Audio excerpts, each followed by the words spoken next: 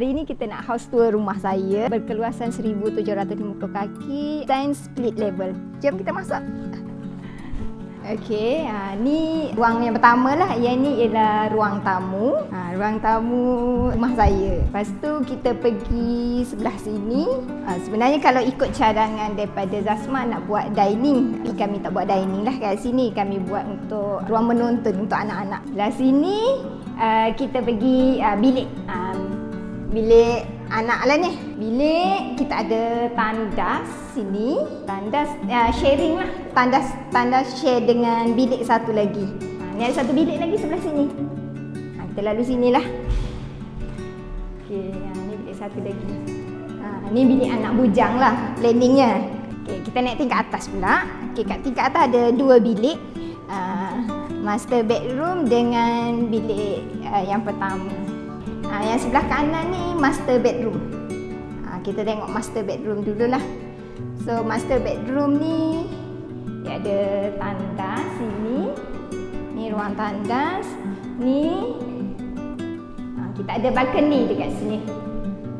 Ada ruang balcony lah. Ni untuk master bedroom.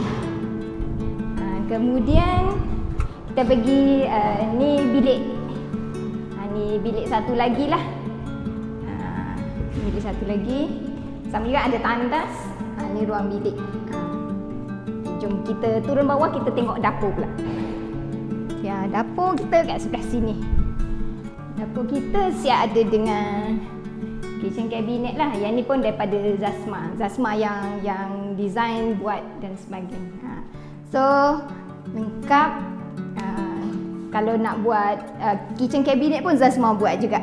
Dan ada satu tandas di sebelah sini. Sebenarnya kat sini untuk kalau plan asal tu kita nak letak satu oven kat sini lagi sebenarnya. Tapi last minute saya tukar. So dia jadi macam ni. Dia dengan cepatlah dia boleh tukar idea asal tu. Dan asal tak ada pintu besar gini ni. Lepas tu lampu ni pun Cik Jala tambah lah. Lepas tu sini bawah tangga ni kita tambah store. Rumah kami tak berapa luas. Jadi kalau kita ambil color-color gelap sikit ke apa, dia nampak kecil dah. Dan lagi satu, bila putih ni dia senang nak matching. Kita nak apa?